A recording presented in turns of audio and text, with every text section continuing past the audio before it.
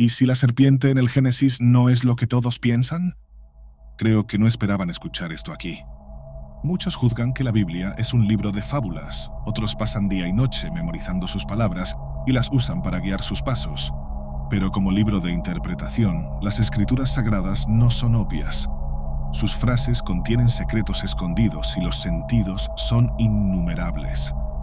Porque siempre pensamos en el Génesis como el primer libro de la Biblia y en la serpiente como el perpetuador de todo el mal de la humanidad. Pero, ¿y si te dijera que la serpiente nos liberó, nos glorificó y nos permitió vivir los mejores y los peores momentos de nuestras vidas? Hoy te demostraré cómo una mentira y una mordida liberaron al hombre de la ceguera intelectual.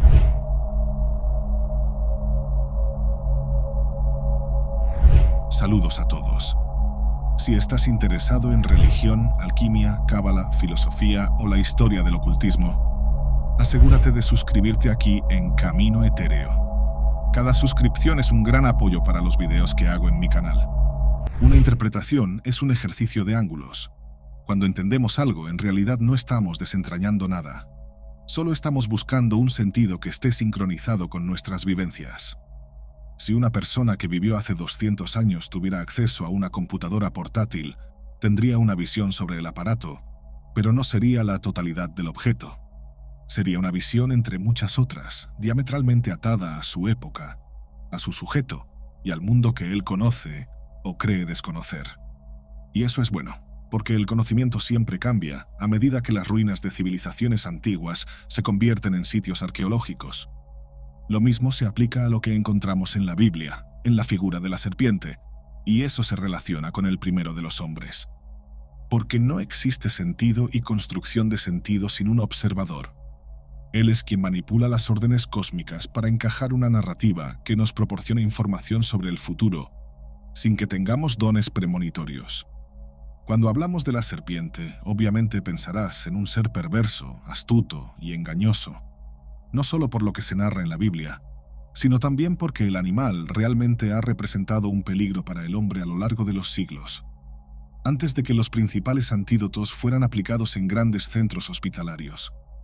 Así que el sentido atribuido al reptil no se separa del sentido menos religioso. Podría funcionar como una analogía. Es un animal que se arrastra sin hacer mucho ruido y se acerca lentamente a su presa, casi imposible de detectar. Su ataque es preciso, fuerte y cobarde. Piensa en los hombres y mujeres, especialmente aquellos que vivieron en épocas muy antiguas. No quiero situarlos en el tiempo, al menos no ahora. Pero las antiguas tradiciones tenían diferentes formas de interpretar el mundo y las advertencias naturales.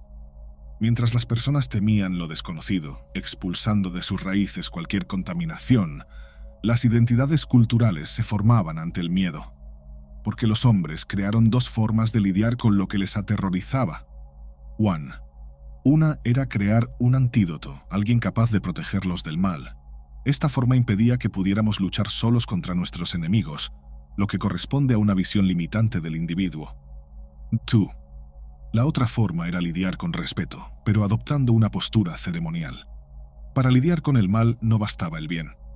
El hombre necesitaba rendirle culto, pues esta creencia nace del supuesto básico de que todo mal deriva de lo divino. Y como tiene valor primordial en sí, nuestro objetivo no es la derrota, sino solo la apaciguación. Así que las personas realizaban ceremonias, rituales, ofrendas y sacrificios. Rendían culto a lo que no conocían, porque sabían que lo desconocido ejerce más poder e influencia que lo habitual. Con el paso del tiempo, esto se volvió aún más fuerte. Por un lado, las personas examinaban el mundo con una mirada higienista, mientras que otros preferían crear formas de ver los mismos elementos, buscando ángulos que favorecieran a su pueblo y ayudaran a contar nuevas historias sobre unificaciones geográficas y beneficios naturales. Fue el caso de Wadjet, divinidad egipcia que nació en un momento de unificación entre la cultura protectora del Bajo Egipto y la combativa del Alto Egipto, expresada en la imagen de Nekhbet. Tanto Wadjet como su hermana eran diosas serpientes asociadas a antiguas divinidades, e incluso ambas adornaban la tumba de Seti I. Su protección no estaba destinada a las masas, sino solo a los faraones. El poder era tan extenso como el de las grandes autoridades, por lo que esa adoración estaba más relacionada con la soberanía y el culto al poder. Como las serpientes cambian de piel, Ambas representaban renovación e inmortalidad. Es exactamente eso lo que la gente hacía y continúa haciendo, buscando ejemplos prácticos afuera para ejemplificar la espiritualidad que no entendemos completamente.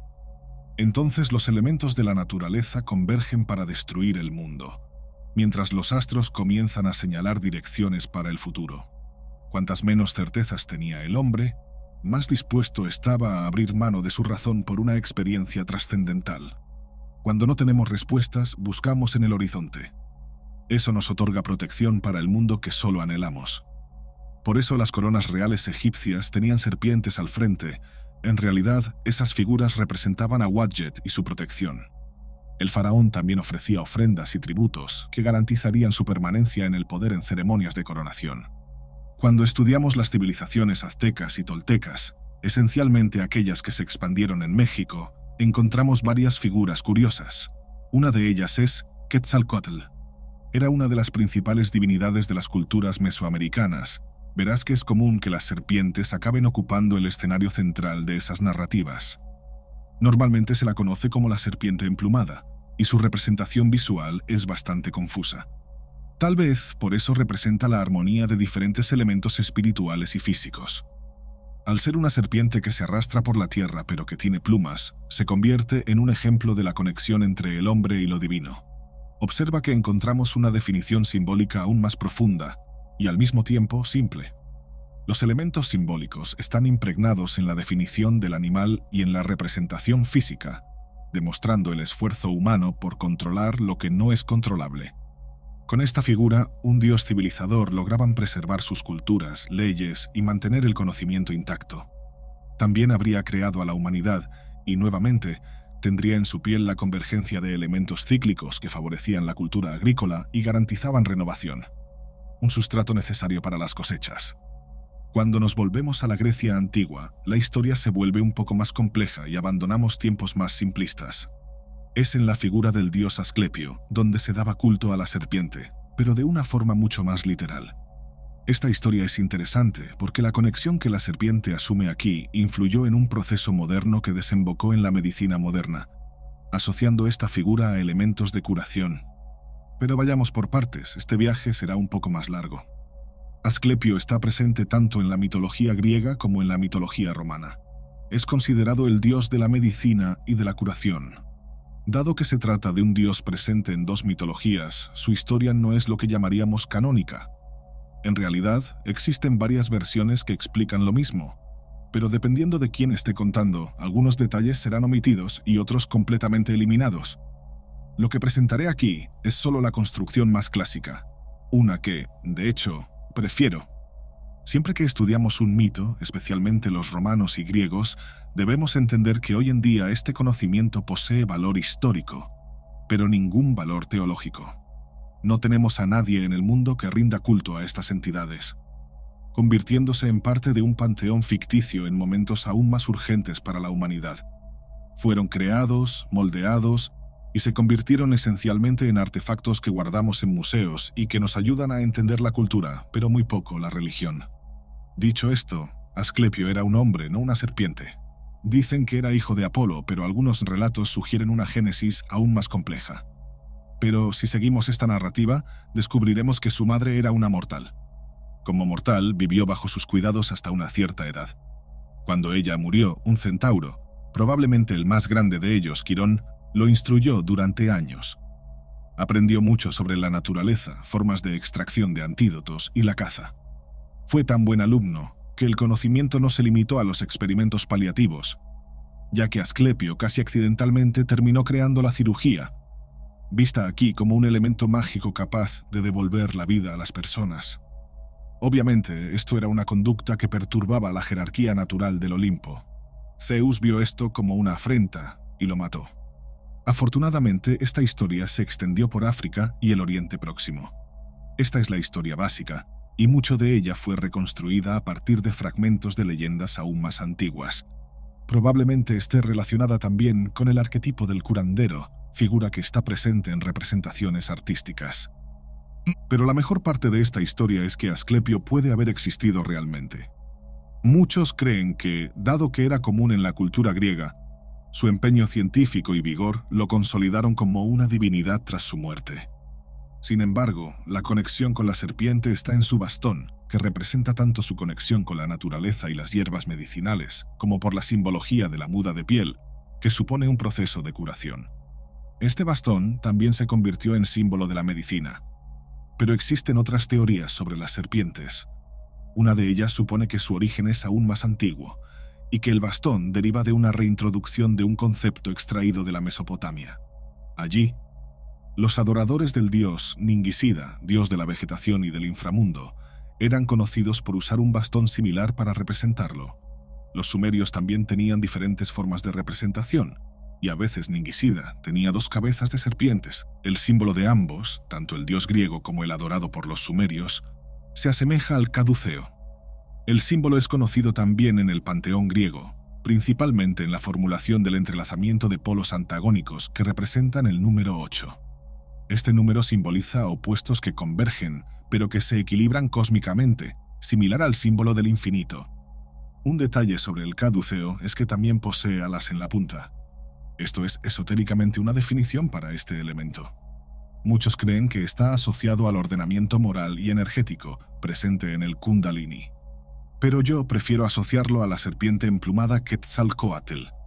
Recuerden que las alas representan la conexión con un mundo físico y un mundo espiritual. Para la mayoría de las culturas que he estudiado, las serpientes y culebras se asocian con el concepto de renovación, soberanía y curación, diferente de lo que imaginamos cuando hablamos de la serpiente bíblica.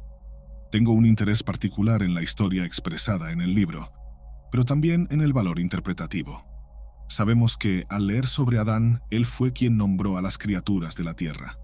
Él fue el primero de nuestra especie, poseedor de sabiduría sobre todas las cosas, quien hizo las atribuciones fonéticas.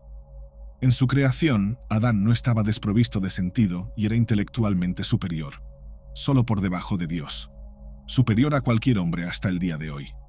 Era tan único que fue el primer patriarca, el primer gran profeta y el primer hombre en asemejarse a lo divino. Porque si era imagen y semejanza de Dios, nosotros somos meras copias baratas. Siempre me ha interesado la mirada de Adán sobre los animales y sobre su encuentro con la serpiente, incluido el momento de la seducción con Eva y el pecado propiamente dicho. Desde los tiempos más antiguos ya comprendemos que la figura de la serpiente está rodeada por una aura de misterio y dualidad. Muchos entienden que la serpiente, por su don de discurso y seducción, posee mucha sabiduría, una primicia intelectual que nos llevaría a la perdición.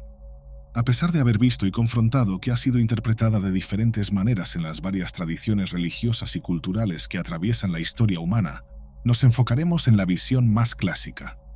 Partiremos ahora hacia la interpretación judeocristiana tradicional, que la presenta como la causante de la caída del hombre. Pero ¿será que esto hace justicia a la complejidad de su presencia en los textos sagrados? Es necesario observar el texto hebreo original y la palabra Nahash, el término utilizado para referirse a la serpiente. Lo que encontramos allí puede revelar una perspectiva muy compleja de lo que nos enseñaron a creer. Siempre recomendaré que busquen la etimología y el contexto histórico. Eso ayudará a entender la mitad de la historia sin necesidad de leer un párrafo. Porque lo que importa en la tradición no es el objeto, sino el contexto. Una serpiente no es un simple animal reptante, sino una figura cargada de simbolismo, posiblemente sobrenatural y profundamente conectada al conocimiento prohibido. Podríamos estar hablando de otros innumerables animales, algunos de los cuales ciertamente serían más venenosos y astutos. ¿Sabías que los mosquitos matan más que los accidentes automovilísticos y aún así los vemos a diario en nuestras residencias? Así que, con una simple curiosidad sobre lo que realmente debemos temer, comenzamos nuestra próxima jornada. Vamos a desconstruir lo que sabemos sobre la serpiente en el Génesis, a revisar interpretaciones tradicionales y a plantear una pregunta fundamental. ¿Sería la serpiente tentadora o guía, engañadora o portadora de sabiduría? Prepárate para un viaje que trasciende el simple mito y nos lleva a una inmersión profunda en la tradición esotérica y mística. Nuestra primera parada es sobre lo que una serpiente probablemente debería significar, y no necesariamente lo que creemos hoy en día. Una serpiente, antes que todo, es un animal desprovisto de racionalidad. Cuando vemos a la serpiente bíblica, está transmutada. El término hebreo nahash significa algo más allá de la atribución de la especie o de su connotación cultural. Esta palabra está ligada a la adivinación, la iluminación y la práctica de la premonición. No confundir con la adivinación babilónica, por ejemplo. Así que la serpiente está ligada a la claridad. Esto es importante porque, cuando aparece en 5 libros bíblicos, este concepto no se pierde, solo permanece oculto a la espera de interpretaciones más profundas y menos literales. Cuando la serpiente, en su momento de seducción, hace una propuesta, una mera suposición en realidad, está, de hecho, abriendo una nueva perspectiva para el hombre y una nueva página para la humanidad. También está cumpliendo su papel, ya que Dios sabe todas las cosas y nada sucede sin su permiso. No quiero afirmar que la serpiente era buena. En la esencia dogmática, sería imposible anexar esta interpretación, ya que la razón propuesta por la serpiente es una afrenta a los deseos de Dios y está atada a la corrupción moral de los hombres. Pero lo que propongo aquí no es convencerte de que la serpiente estaba ofreciendo un nuevo ángulo, que claramente exigiría una nueva consecuencia y un nuevo compromiso. Lo que sugiero es que eso es bíblico, por encima de todo. Y las grandes tradiciones religiosas lo han ocultado por una cuestión de simplificación narrativa. Este detalle cambia completamente la perspectiva tradicional, porque al ofrecer el fruto prohibido inauguró una nueva era, que es infinitamente inferior a lo que ocurría en el Edén, pero al mismo tiempo es la realidad que disfrutamos hoy. Así que esa racionalidad, rebeldía y confrontación a lo establecido se convirtieron en marcas de la propia humanidad, aquí expresadas como el pecado heredado. Este concepto intelectual y liberador está condensado en la Biblia. Primero, porque las Escrituras no niegan su sabiduría. La serpiente era más astuta que todos los animales que el Señor Dios había creado. Génesis 3:1. Esto me parece muy curioso porque la sabiduría pasó a ser marginalizada para que la religión se convirtiera en la única fuente de saber. Algo problemático y presente en estructuras dominantes como gobiernos que privan de fondos a proyectos educativos porque la ignorancia es alienante y mantiene al pueblo cautivo de una sola historia. Tampoco podemos decir que la serpiente sea divina por sí misma, pero funciona como un satélite natural que reverbera la luz divina. Esto es interesante, especialmente cuando pensamos en la serpiente como un ángel caído, un ser de luz que descubrió las tinieblas. Por supuesto, la serpiente miente a Adán y Eva. Su seducción ocurre de manera maquiavélica y sus intenciones no son puras. Pero la serpiente dijo a la mujer: ciertamente no morirán, pues Dios sabe que el día que coman de él, se abrirán sus ojos y serán como Dios, conocedores del bien y del mal. Génesis 3:1-5. Ni siquiera creo que haya algo oculto en esta relación. Esta serpiente, mediante un discurso sofista, tenía como objetivo la corrupción y posible dominación sobre la creación divina, lo que hace del acto en sí algo casi incontrolable. Pero hagamos una pausa aquí para hojear otras páginas de la Biblia. Cuando los israelitas se quejaron contra Dios y Moisés en el desierto, la divinidad, algo común en el Antiguo Testamento, envió serpientes venenosas que comenzaron a morder al pueblo. Para salvarlos, Dios instruyó a Moisés a hacer una serpiente de bronce y ponerla sobre un poste. Quien fuera mordido y mirara a la serpiente de bronce sería curado. Y el Señor dijo a Moisés: haz una serpiente abrasadora y colócala sobre una asta, y sucederá que todo aquel que sea mordido, al mirarla, vivirá. Números 21:8. Así como vimos en distintas tradiciones, la serpiente de bronce se convierte en un símbolo de curación y poder, mostrando que la serpiente puede ser tanto un agente de muerte como de salvación. Sin mencionar que esta conexión con tótems se conecta al esoterismo de manera muy literal. Pero, ¿qué representa realmente esta serpiente? Y no me refiero solo a lo simbólico. Muchos recurrirán a lo que dice Apocalipsis. Y fue expulsado el gran dragón, la serpiente antigua, llamada Diablo y Satanás, que engaña a todo el mundo. Fue arrojado a la tierra, y sus ángeles fueron arrojados con él. Apocalipsis 12:9. No necesitaríamos ir hasta el final de las Escrituras para entender que el diablo y Satanás eran de hecho la serpiente en el Edén, y son, en realidad, la misma entidad, funcionando como una trinidad maligna. Aunque realmente existe una trinidad en la jerarquía del infierno que contempla a otros demonios, algunos hablan de 7 líderes supremos. Traje el Apocalipsis aquí porque considero este pasaje interesante. Aquí la serpiente asume un poder destructivo que rivaliza con el poder divino. Otro punto importante es que Lucifer también está expresado aquí. Cuando el pasaje dice que fue arrojado a la tierra, podría estar refiriéndose a cualquier entidad angelical corrompida. Pero al mencionar que tenía ángeles, como si esos ángeles estuvieran a su servicio, sabemos que Lucifer también se convierte en la figura de la serpiente. Esto nos trae más claridad. Porque Lucifer realmente era un seductor y corruptor, que manipulaba lo más puro para obtener ventaja espiritual. Satanás intentó seducir a Cristo con promesas de reinos y de soberanía. Así que todos, antes de que la serpiente reptara por el mundo, son seres seductores, engañadores y nada confiables. Porque la serpiente es divina, fue creada por el Señor, por lo tanto, su representación satánica es más una abstracción que una literalidad, lo que nos permite suponer que las tradiciones que mencionamos antes estén más alineadas con el significado real, y las interpretaciones erróneas hayan alimentado a la humanidad alrededor de un mito generalizado y malentendido. Porque la serpiente, en otros momentos, asume un papel ambiguo, como en la ausencia de bien y mal, en la construcción del veneno y del antídoto. Dios le mostró a Moisés que la serpiente es muerte y vida, simultáneamente. Es elegir morder la manzana o morir de hambre y asumir las consecuencias de nuestra saciedad o de nuestras privaciones. El camino religioso, especialmente el predicado en la Biblia, no es fácil. Jacob, al bendecir a sus hijos, compara la tribu de Dan con una serpiente en el camino, sugiriendo astucia y poder oculto. Esto refleja el papel de la tribu como un pueblo que puede derribar a los enemigos con razón y estrategia. Dan será serpiente junto al camino, una víbora junto a la vereda que muerde los talones del caballo y hace caer a su jinete hacia atrás. Génesis 49:17. La serpiente se vuelve capaz de derribar al poderoso de manera sutil e inesperada, pero sin barbarie. Esto sugiere que el animal no era visto como una representación cultural maligna, excediendo los límites clásicos del primer libro de la Biblia. Al mismo tiempo que las citas presentes en el Génesis producen nuevas construcciones que escapan del maniqueísmo. Si hablamos brevemente sobre la Cábala, incluso por una influencia platónica y del cristianismo, la serpiente representa el equilibrio entre el caos y el orden. Es el símbolo de la transición entre el inconsciente y el consciente, la manifestación de la energía que guía a los seres humanos hacia un nivel más elevado de comprensión. En lugar de ver a la serpiente como una figura del mal absoluto, esta tradición la trata como un catalizador, un puente entre el mundo físico y el espiritual. Si entendemos a la serpiente como una figura que trasciende la simple noción de tentación, surge entonces una nueva posibilidad. Podemos verla como el rebelde dominante, similar a otras figuras mitológicas que desafían el orden de los dioses.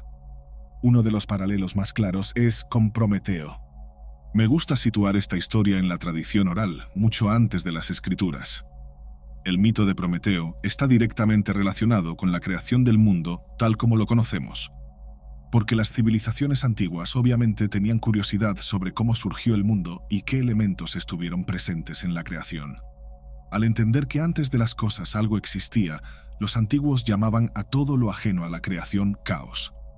El caos era un conglomerado de ramificaciones metafísicas de cosas que no sucedieron, que podrían suceder y que todavía están simultáneamente coexistiendo. Si pensamos en el mundo como una enorme planta que floreció durante milenios, el caos guardaba las semillas y se constituía de todo lo que un día seremos. Obviamente, con ese nombre, probablemente habrán notado que antes de que todo estuviera cósmicamente equilibrado, no existía un orden material. El suelo no era firme, el agua era sólida. Por eso Dios, el Creador o reminiscencias tuvieron que ocupar ese vacío, adornando el firmamento, modelando la arcilla y creando el mundo natural, las criaturas y al hombre.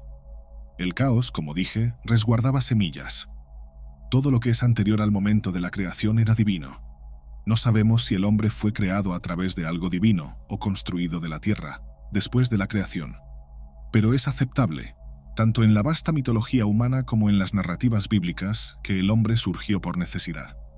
El mundo necesitaba ser gobernado por un ser superior, y esa percepción ocurrió solo el último día. Dentro del surgimiento del hombre, debemos mencionar que la construcción del mundo fue un proceso de modelaje divino, pero también de resolución de conflictos. Dios y la naturaleza eran dos entidades distintas y apaciguaron el caos, decidiendo que la tierra, por ser más pesada, se quedaría en la parte inferior y el cielo, por su ligereza, en la parte superior. Entre ellos quedarían el mar, los valles y las cavernas. Entonces, algunas narrativas atribuyen a Prometeo la creación del hombre, y no necesariamente al creador, una divinidad más antigua que el dios bíblico en realidad. El gigante Prometeo, anterior al hombre, tomó una porción de tierra y la mezcló con agua, creando al hombre a semejanza de los dioses. Mientras los animales miraban hacia la tierra, él lo hizo erguido para mirar el cielo. Esta conexión entre la tierra, el mar y el cielo es esencialmente la misma construcción física de Adán en la Biblia.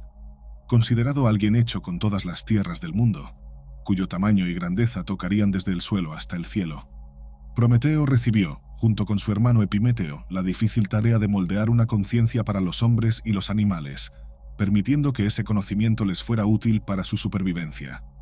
Todos los animales fueron instruidos y corrían libremente, haciendo lo que debían hacer de la forma en que debían hacerlo. Pero Epimeteo había agotado todos sus recursos con el hombre, ya que él debía ser superior. Fue entonces cuando Prometeo presentó el fuego al hombre, algo que le permitió triunfar sobre todas las especies. Este era un acto desalentado, principalmente porque la tarea era instruir con lo mínimo necesario. Prometeo fue castigado por Zeus, pero no podemos ignorar el hecho de que su acto transformó la civilización humana. Lo mismo puede decirse de la serpiente. Al ofrecer el fruto prohibido, rompió con el orden divino, pero permitió que la humanidad trascendiera el estado de pura ignorancia. Hay, por lo tanto, una fuerte correlación entre estas dos figuras como rebeldes divinos que, en lugar de simplemente engañar, son iluminadores. Figuras que desafían las estructuras establecidas para traer sabiduría y crecimiento a la humanidad. Además, cuando miramos el papel de la serpiente como agente de conocimiento, podemos ver que su acción es una invitación a la reflexión y al uso del libre albedrío. Al ofrecer el fruto, la serpiente provoca a Adán y Eva a pensar más allá de las restricciones impuestas por Dios. No es de extrañar que el pecado original esté vinculado a la desobediencia, una característica común en muchas figuras mitológicas que actúan como agentes de cambio. Por lo tanto, la serpiente es la provocadora, aquella que desafía a la humanidad a tomar una decisión consciente sobre su destino. Y no solo en la mitología griega encontramos esta figura del rebelde divino. En el Oriente Próximo, donde se escribió el relato del Génesis, las serpientes también eran veneradas y temidas por su conocimiento esotérico y su conexión con el inframundo. El papel de la serpiente como guardiana del conocimiento y del poder aparece en varias culturas, algunas de las cuales ya has visto hoy. Pero hasta el final del video te presentaré más evidencias. De esta afirmación podemos reconsiderar la idea de que la serpiente desafía a Dios no para destruir la creación, sino para proponer una nueva fase en el desarrollo humano. La oferta del conocimiento del bien y del mal es una oferta de crecimiento, un impulso para que la humanidad comience a reflexionar sobre sus elecciones y su existencia. Así, el papel de la serpiente como rebelde divino puede interpretarse como un acto de subversión, pero no necesariamente como un acto de vigor maligno. El conocimiento que proporciona es, en última instancia, lo que permite a la humanidad dar sus primeros pasos hacia la conciencia y la autonomía. Para comprender mejor el papel de la serpiente en el Génesis, necesitamos mirar más allá de la Biblia y de algunos mitos específicos e investigar otras mitologías antiguas. En el Oriente Próximo, las serpientes eran vistas como símbolos de sabiduría, poder y, en algunos casos, incluso de inmortalidad. A diferencia de la interpretación cristiana tradicional, donde la serpiente es exclusivamente una figura de tentación, en varias culturas antiguas podía asumir un papel sorprendentemente positivo. Retomando la mitología mesopotámica, por ejemplo, la serpiente aparece como una guardiana de los secretos del inframundo y de la fertilidad. En la epopeya de Gilgamesh, la serpiente roba la planta de la inmortalidad al héroe, estableciendo un paralelo interesante con el relato bíblico, donde la serpiente ofrece el conocimiento prohibido. Pero mientras que en el Génesis el fruto trae conciencia y autonomía, en la leyenda mesopotámica la serpiente simboliza lo que proviene de la mortalidad, cuando superamos los meros aspectos materiales y trascendemos. Cuando comparamos estas tradiciones con la figura de la serpiente en el Génesis, queda claro que la serpiente bíblica puede entenderse a través de una lente cultural mucho más rica y compleja. Si, en Mesopotamia, la serpiente está asociada al secreto de la inmortalidad y en Egipto lleva el significado de sabiduría divina, podemos comenzar a cuestionar la visión simplista de que la serpiente en el jardín del Edén es solo un símbolo del mal. En cambio, podemos verla como una figura intermediaria, una portadora de conocimiento prohibido que desafía el status quo divino. Es importante destacar que estas culturas estaban en constante contacto entre sí, intercambiando mitos e ideas religiosas, lo que moldeó la forma en que diferentes sociedades veían a la serpiente. La Biblia, siendo un texto dentro de esta efervescencia cultural, refleja y dialoga con estos mitos antiguos, muchas veces incorporando o reinterpretando temas ya presentes en las tradiciones vecinas. En el caso de la serpiente del Génesis, esta influencia es innegable. Tenemos otro ejemplo de la mitología babilónica, donde la serpiente está asociada a criaturas que representan el caos, aunque no debemos confundirlo con el caos mitológico. Un ejemplo clásico es la diosa serpiente Tiamat, una divinidad de las aguas caóticas y del descontrol. En la epopeya babilónica de la creación, el Enuma Elish, Tiamat es fundamental para garantizar la derrota del caos por parte de los dioses, para que el mundo ordenado pueda surgir. El dios Marduk derrota a Tiamat y, de su cuerpo caótico, crea el mundo. En ese sentido, la serpiente, como símbolo del caos, es tanto destructiva como creativa, ya que de su colapso surge el nuevo orden. Podemos aplicar esta misma lógica a la serpiente del Génesis. Cuando la serpiente convence a Eva de comer el fruto del conocimiento, está introduciendo el caos en un mundo que, hasta ese momento, seguía un orden rígido establecido por el Creador. Este acto de desorden permite la creación de algo nuevo: el libre albedrío, la autonomía y la capacidad de tomar decisiones conscientes. La serpiente, en este contexto, actúa como el catalizador de un cambio fundamental en la condición humana, que pasa de la obediencia ciega a la responsabilidad moral. La idea de que la serpiente representa el caos también puede verse en la mitología nórdica, donde Jormungandr, la serpiente del mundo, rodea la tierra y es una fuerza que amenaza con la destrucción en el Ragnarok, el apocalipsis nórdico. Jormungandr, como Tiamat, representa una fuerza primordial que desafía la estructura del universo y eventualmente trae consigo el fin de un ciclo. Pero el Ragnarok, como el caos instaurado en el Génesis, no es solo un final, sino también el comienzo de un nuevo ciclo, donde un nuevo orden puede ser establecido. Al introducir el caos en el jardín del Edén, la serpiente obliga a Adán y Eva a enfrentarse a sus propias elecciones. Antes de la serpiente había armonía, pero era una armonía sin cuestionamiento, sin evolución. La serpiente, en cambio, desafía ese orden inmutable y provoca el surgimiento de una nueva fase de la existencia humana. El caos que introduce es, en última instancia, el camino hacia el progreso.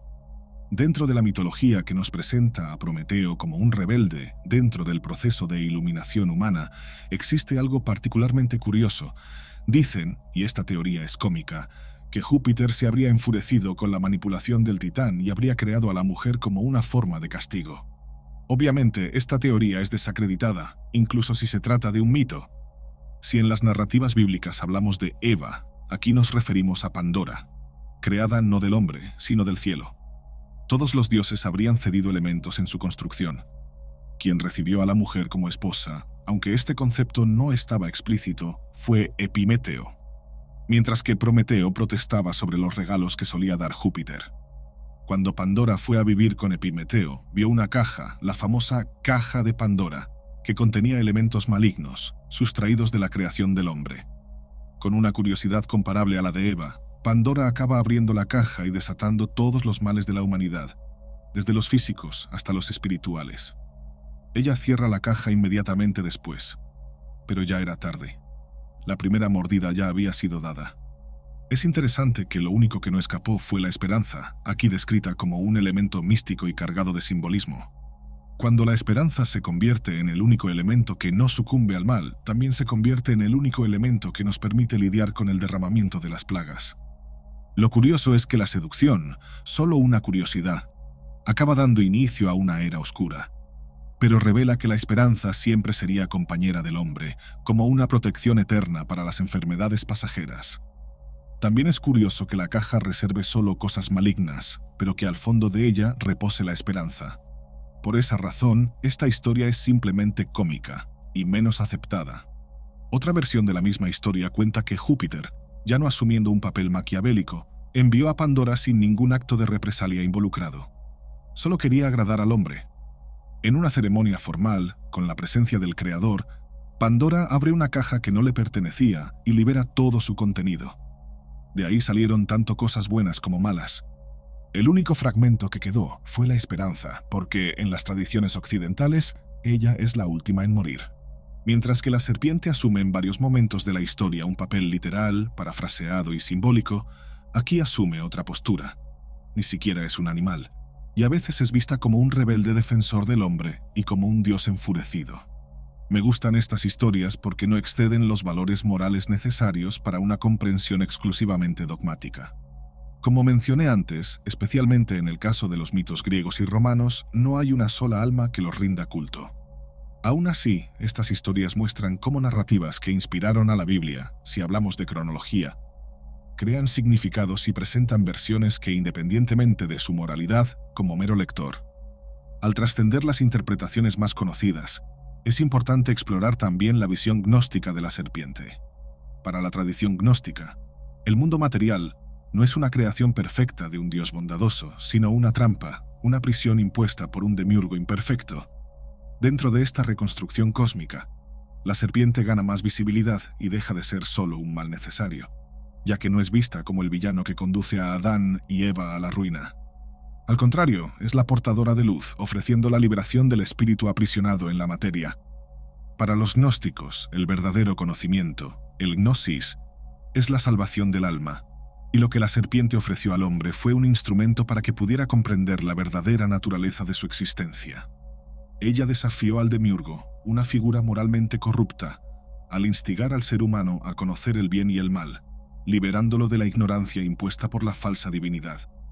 El error de Adán y Eva no necesita verse necesariamente como una catástrofe, sino como el despertar espiritual, la toma de conciencia de la propia divinidad interna, oculta tras el velo que se esconde en las lagunas de la materia. Por eso, la serpiente se convierte casi en un catalizador obtuso, que ofrece conocimiento y la posibilidad de trascendencia. La separación entre cuerpo y espíritu, entre lo divino y lo humano, se convierte en una ilusión. La narrativa gnóstica transforma a la serpiente en una figura heroica, una antagonista del demiurgo, que intentaba mantener a la humanidad cautiva en su creación imperfecta.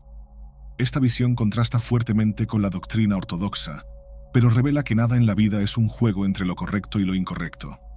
Existen versiones que derivan de significados antiguos, reposicionando a la serpiente como un ser que en las diversas tradiciones religiosas lleva la tarea de iluminar a la humanidad, ofreciendo una libertad que es dolorosa.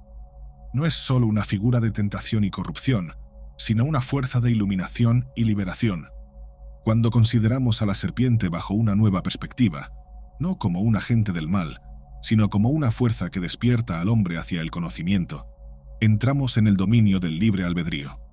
Si la creación de Dios era perfecta, pero limitada a la obediencia ciega, entonces la elección ofrecida por la serpiente introduce el concepto de libertad, aunque con consecuencias severas. El mismo tipo de libertad ofrecida a los ángeles que, en algún momento, al codiciar el reino, los llevará al inframundo. Aunque no exista defensa para los seres angelicales que renunciaron al reino, podemos interpretar la alegoría preconizada en la relación de un reloj con el tiempo, donde todas las piezas siguen un cronograma y todos los arreglos se alinean al final.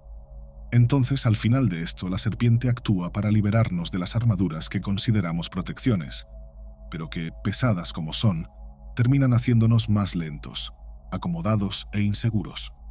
Lo que la serpiente ofrece no es solo la violación de un mandamiento divino, sino la posibilidad de tomar decisiones conscientes. La entrada del pecado en el mundo es, de esta forma, la entrada de la autonomía humana, la libertad de elegir entre el bien y el mal, de trazar su propio camino, aunque éste lo lleve a errores y sufrimientos. Esa elección obviamente no está libre de consecuencias. Al comer del fruto prohibido, Adán y Eva son expulsados del Edén y obligados a enfrentar las dificultades de la vida. Pero esa expulsión es también el primer paso en la jornada de la humanidad. Una jornada que implica aprendizaje, evolución moral y, eventualmente, redención. La narrativa sugiere que el paraíso, como un lugar de perfección inmutable, no era el destino final de la humanidad. La verdadera gloria está en el crecimiento, en la lucha y en el proceso de aprendizaje continuo. Al ofrecer el fruto, la serpiente no destruye el plan divino, sino que lo transforma. Es el elemento de caos que, como hemos visto en mitologías de diversas culturas, no solo desordena, sino que también permite la creación de un nuevo orden. Es imposible ignorar el aspecto cíclico de la serpiente en diversas mitologías, por eso me dediqué tanto a este tema.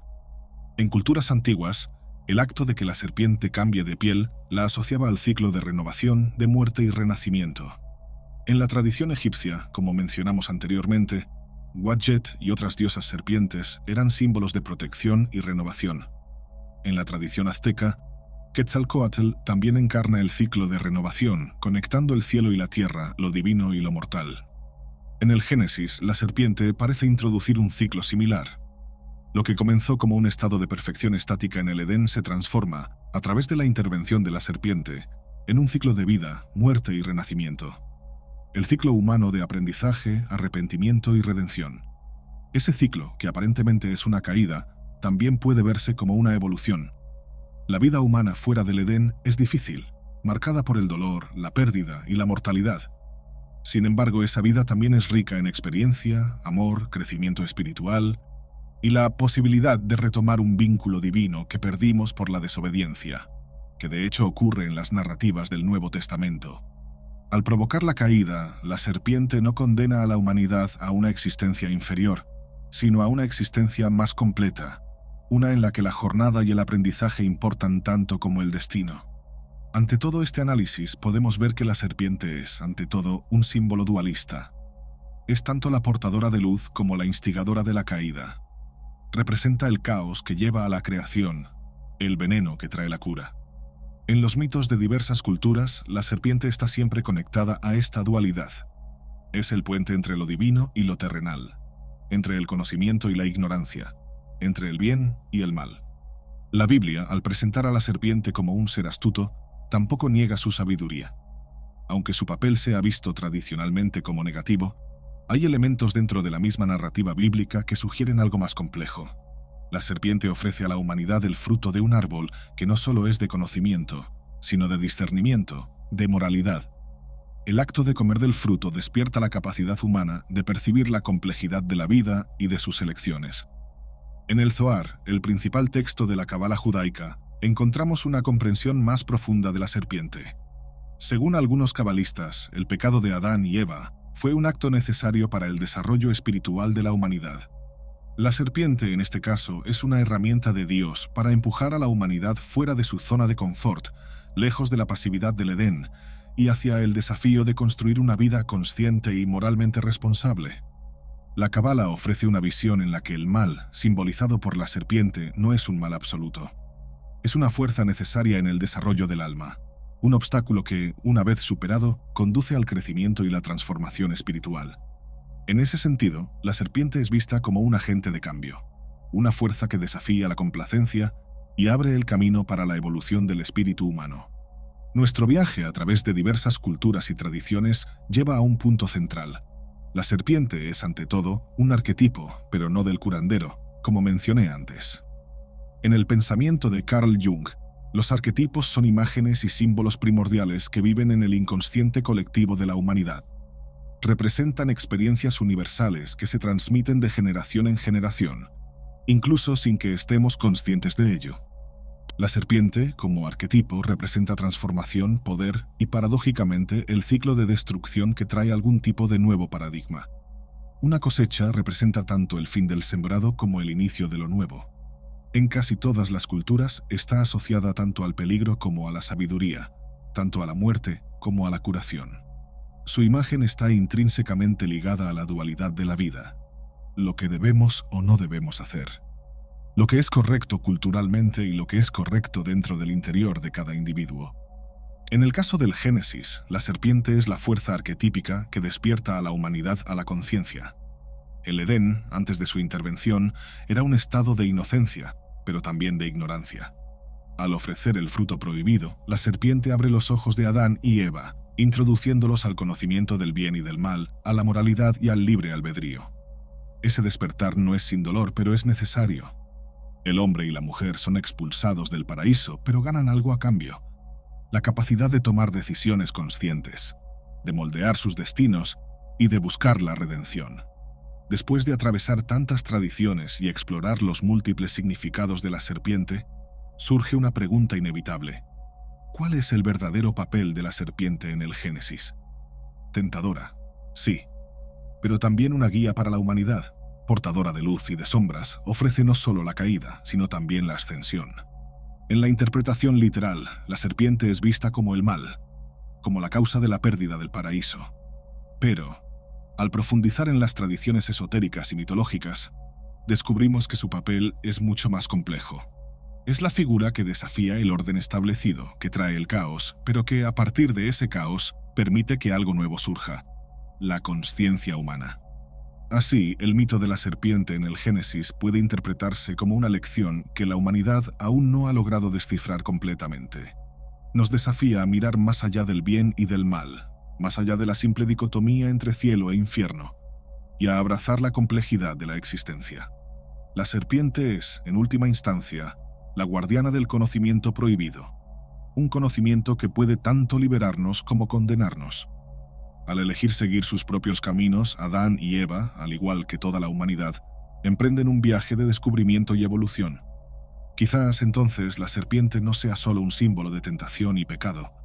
Quizás represente el primer paso de la humanidad hacia la iluminación, un paso que, aunque doloroso, era inevitable.